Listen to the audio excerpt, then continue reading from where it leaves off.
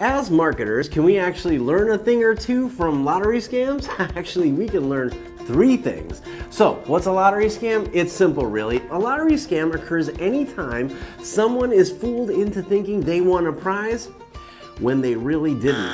Lottery scammers have a whole practice like this down to a science, and they use 3 key principles to pull off the scam.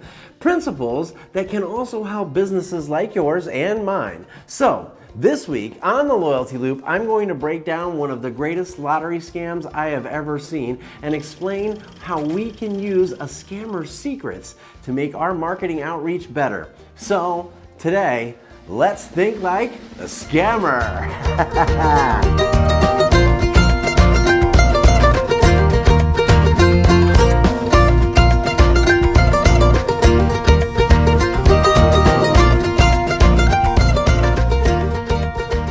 It was December 15th, 1985, and 101 lucky football fans showed up for a pregame party at the convention center in Washington, D.C. Now, everyone was in a mood to celebrate. The smiling cheerleaders, the dancing mascot, and joyful music only added to the atmosphere.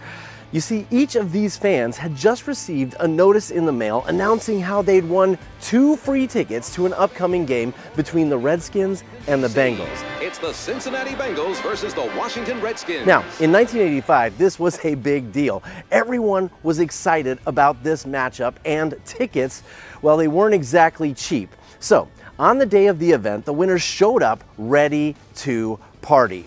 The whole thing was being sponsored by a trustworthy host, a new TV channel called Flagship International Sports TV. Their logo and banner plastered all over the place. Winners were sharing hugs and triumphant high fives. They couldn't believe they had actually won something so great. In their minds, this was a win-win situation. They'd show up, bring their ID, enjoy the party, and then get tickets and a ride over to the game happening later that day. There was just one tiny detail they didn't know. These fans didn't actually win anything. This was actually a lottery scam. A lottery scam put on by the U.S. Marshals Service. Yes, that's right. This was an elaborate sting operation to finally nab wanted criminals. In the end, 101 fugitives were arrested during this Operation Flagship. Their collective rap sheets included warrants for 90 felonies and 70 misdemeanors. The entire operation cost around $22,000 to host, and when you consider the millions of dollars it normally costs to bring in these fugitives, well, let's just say that was a pretty good return on investment. Now that's what we call a lottery scam. So my friends, it's that time again. Let's play my favorite game show, How to Think Like a Scammer. Quick disclaimer, am I telling you to scam your prospects and your customers out of their money? Of course not. But these scammers are successful because they understand how consumers think. So let's use these principles for good instead of evil. All right, scammer principle number 1. The need and greed principle. In the scammer world, the need and greed principle states that your needs and desires make you vulnerable. So, once a hustler knows what you really want, they can easily manipulate you. The U.S. Marshals knew that the one ticket everybody wanted in 1985 was a Washington Redskins ticket. The waiting list for the season tickets was like 20 years long, and the World Championships games were completely sold out. Everyone needed a ticket to the game, and more importantly, their greedy targets couldn't pass up a free ticket. So, do you know what your customers and prospects need? I mean, do you know what really drives them? Do you know what they're hungry for? I'm gonna take you behind the scenes right now as I try to build a business I've been working on for 3 years. You see, I've built a software platform that helps professional speakers just like me organize their speaking business. And to be totally frank, I've struggled with customer acquisition and retention. Why? Because I wasn't using scamming principle number 1. Yeah, sure, speakers want to be more organized and the tool helps you do that. Yes, they'd love to close more speaking engagements at higher fees, but that's not what they really need. That's not what they're hungry for. They're not hungry. So, over the past year, I've done in-depth interviews with dozens of speakers, and you know what their Redskins ticket is? Well, You know what? They're greedy for more speaking opportunities. So that's exactly what I'm going to have to deliver. What is your prospect hungry for? Okay, all right. Lottery scam artist principle number 2, the time principle. You see, scammers know that when you're under time pressure to make a very important choice, you use a different decision strategy and you're more likely to make irrational decisions. Hustlers steer you towards a strategy involving less reasoning. Now, the U.S. Marshals used the time principle really effectively. With the big game happening on Sunday, they lured a bunch of skeptical criminals into a simple trap by simply compressing the timeline.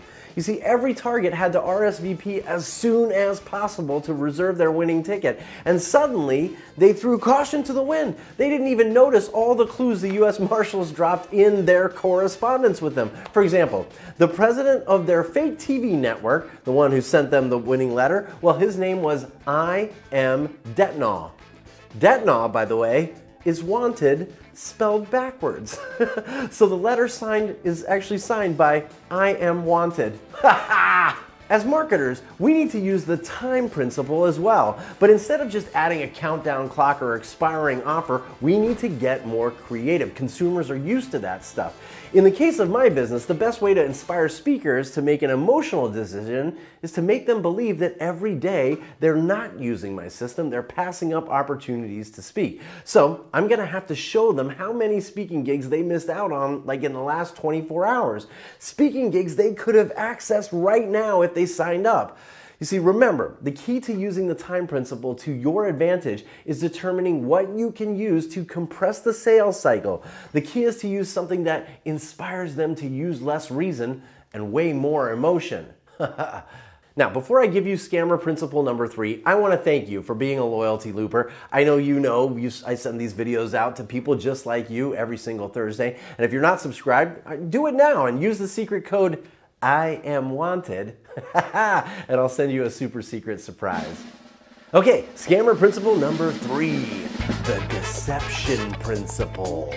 The deception principle states that the things and people are not what they seem. Hustlers know how to manipulate you to make you believe they are for real. For the U.S. Marshals, their elaborate prize ceremony looked legit. The balloons, the signs, the music, the cops dressed up in tuxedos, the cheerleaders, everything seemed legit. It looked like a real celebration. At the end of the day, for us marketers and for scammers, by the way, perception is reality. Just last week, I was looking at a potential vendor to help me with my social media, and as I perused their websites, I clicked dead links. I found missing pages, even called phone numbers that landed in full voicemail boxes, you know? What's my perception? Well, these companies aren't legit. They make me doubt their capabilities because perception is reality. And in the case of my business, I'll be the first to admit that my homegrown website and the tool I built in my spare time doesn't look like a software platform I'd pay money for access to. If I were a scammer, the first thing I'd do is make all of this look more legit. The truth is, the tool is the best thing on the market. It just doesn't look like it. And perception is reality. So, how does your business look to the outside world? Because if there's anything we can learn from scammers, it's that deception principle goes both ways. It can make a scam look legit or a legit business look like a joke. Remember, we're not trying to scam our prospects and our customers and our clients. No, we are not doing that. We're just using the very same principles to make our businesses more successful faster. By the way, as the U.S. Marshal Service drove those criminals off to jail in a big old bus, one of the duped felons yelled out the window, "Are we still going to the game?" I guess we can all dream. Hey, if you'd like me to do more videos breaking down how I'm using the loyalty loop to build my business, leave a comment. Let me know if this kind of insight is helpful. In the meantime, I'll see you next time in my loyalty loop. I'm gonna go cash in my big winnings. I've got these lottery tickets I'm gonna cash in. Looks like I won some big stuff over here, Liz. What do you mean I didn't actually win? I didn't win? I thought I won. Since the winning number is 9, I got a bonus. I'm pretty sure that means I think I won, right?